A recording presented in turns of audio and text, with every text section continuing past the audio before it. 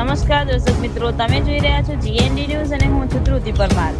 વડોદરા ગ્રામ્ય એલસીબી દ્વારા 61.61 લાખનો વિદેશી દારૂ અને કન્ટેનર ઝડપાયું।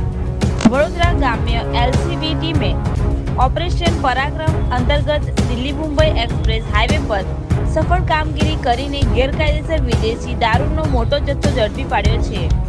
પાદરા અને કરજણ પોલીસ સ્ટેશન વિસ્તારમાં પેટ્રોલિંગ દરમિયાન શંકાસ્પદ રીતે જતા ટાટા કન્ટેનર DD01K9332 નો પોલીસે પીછો કર્યો હતો। ચાલકે કન્ટેનર ભગાડીને બોડકાથી સાપા તરફના ઓવરબ્રિજ પાસે રોડ સાઈડમાં ઊભું કરી ફરાર થઈ ગયો હતો।